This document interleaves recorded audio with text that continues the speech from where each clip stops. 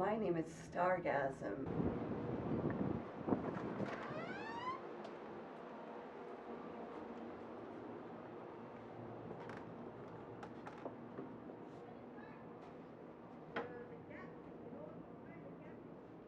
Welcome to Stargasm's Playhouse. What are you looking at?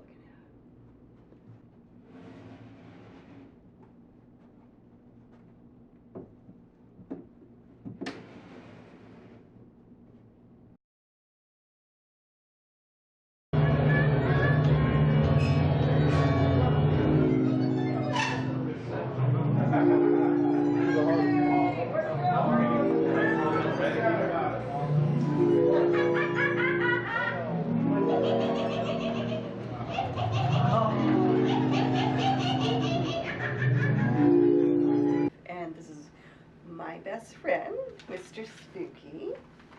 And we're having a great time, and I use him for my show, for the Galaxy show, as well as the casket dance. And he's always my co-host, or the most.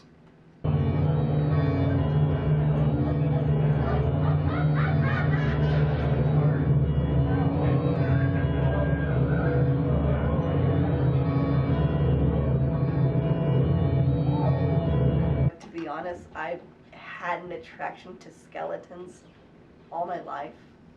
Since I was, well, technically, when I was before the age of, I think 9 or 10. Originally, I grew up a Jehovah's Witness, so I wasn't allowed to celebrate Halloween. That was always my favorite holiday.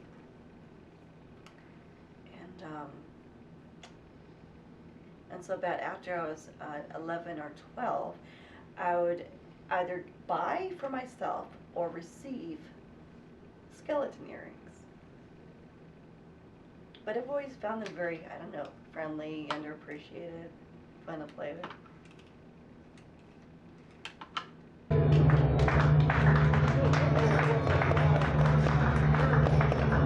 Hi everyone, and welcome to the Galaxy Show. It's Spook on Bright Show and all that kind of big bag of chips and bullshit. So thank everyone for coming. I am Stargasm.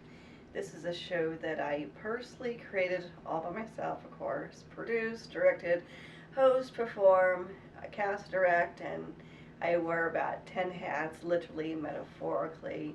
And it's finally come to a point where I actually have people that are able to help me. Why, Ezra?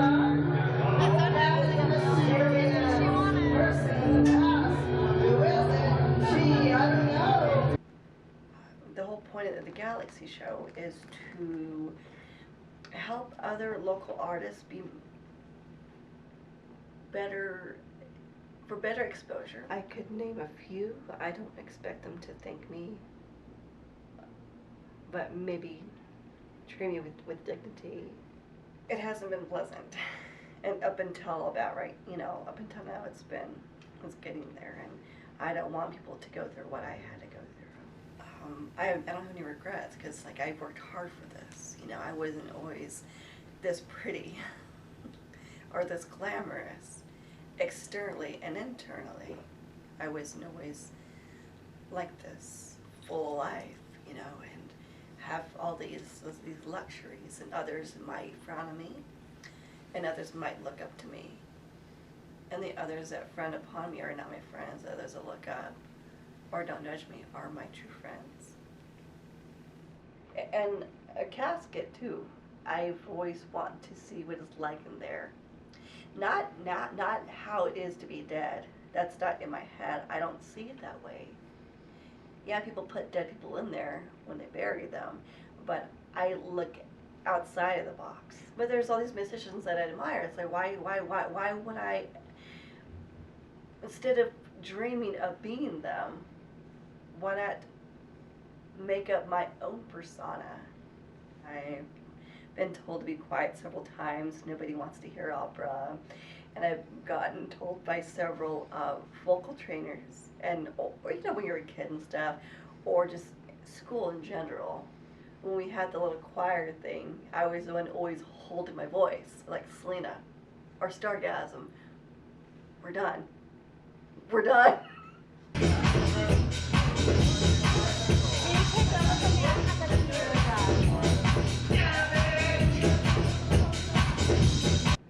If you don't like the performance, go home. Or go outside, you know, I mean, yes, my show is absolutely ambiguous. It does not have a specific theme, nor beginning nor end. What's inspired me to make music? Okay, Warp got my training. I was a baby, you know, not even a year old. My grandfather put his banjo in my hands, and I knew what to do. I actually have a picture of that. And I would just kind of, you know, just make noise with my mouth. So it was kind of like, you know, it was a birth thing. I think that's my destiny and my goal. But I never auditioned. I was never, you know, the lead role because I was afraid, and not stage fright per se, but I would just selective mutism. Had a lot of battle with that. You know, speech impediment, stuttering, stammering, and we have selective mutism. It's an emotional or social anxiety causing your jaw to stiffen, and you know, you can't breathe because you're so socially terrified. It affects your speech, and so you're unable to ask for what you want all the time, and I had that. So I guess it made it easier for me to go and get what I want instead of, you know, depending on others to get things for me, because nobody wanted to help me. I kept getting rejected. So this is it. I'm gonna have to go about it myself. Lots of times to where I've gotten told to tone it down or denied when I audition for certain things, and told, you're just too weird. And I'm not even trying to be weird. I'm just trying to go on stage and put on a performance, because some people would consider Stargasm as a pornographic name, which is fine because sex sells. And to cut a long story short, I just don't want to see anybody suffer like I had to suffer. But sometimes you have to suffer or fail in order to succeed.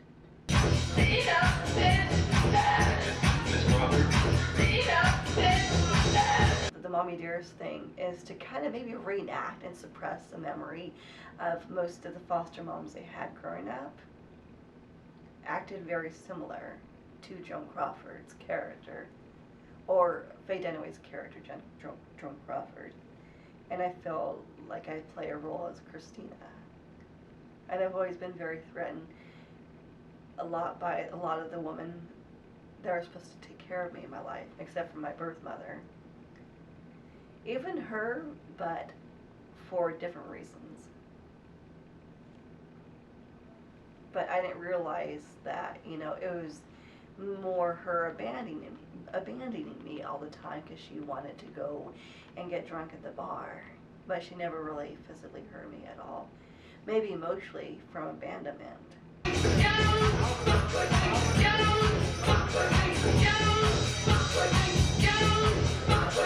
Well, the reason why I've gone through the direction of making it a horror film-based thing, I've always been very attracted to horror films. I've sought comfort from that. I've always been a very dark person, and some of the villains, that there's always a backbone story, you know, that they weren't what they were that you see now.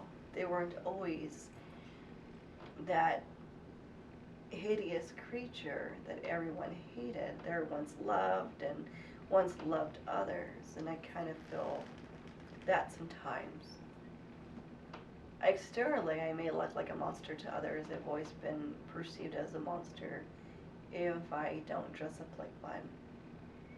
And I guess I could feel like I can relate, because you know, I'm just not a self-absorbed person. I don't expect anybody to take me that seriously, especially as an entertainer. To be honest, I'm not trying to look for any kind of respect from either the patrons or myself or others. It's really up to them for them to decide. It's very liberal. Avoiding cliche is very important to me. It's all about taboo. Bring me the axe!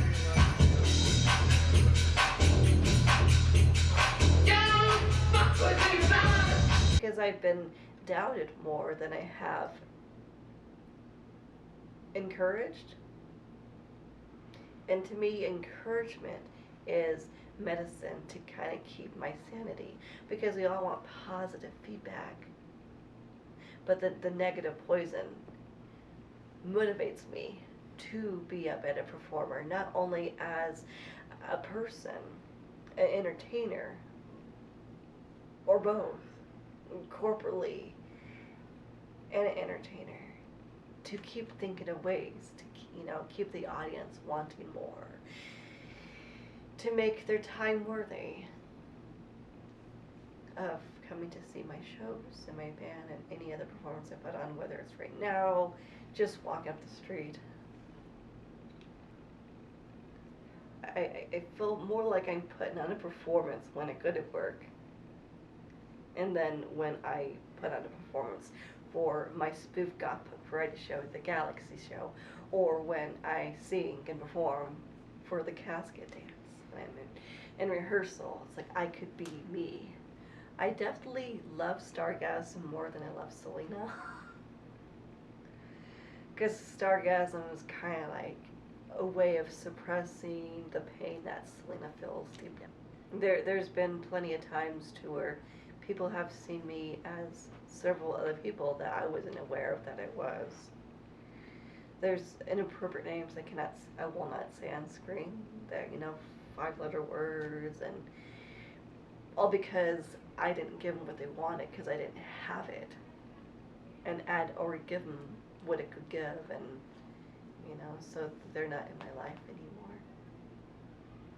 And I'm not gonna lie, there's been times to where I've used some of my characters or acted a certain way that others aren't acting because I want to put on a performance. Like last night, I was being threatened by a couple of young women on the light rail to be beat up because of the way I looked. And they came out to me like, "What are you wearing? Why are you wearing that? And who let you step outside of of your house tonight to look like that?" And I said, "Well, to be honest, a spaceship dropped me off, and so I don't know what planet I'm on." Reach for the stars and fly to the galaxy is my motivation for success.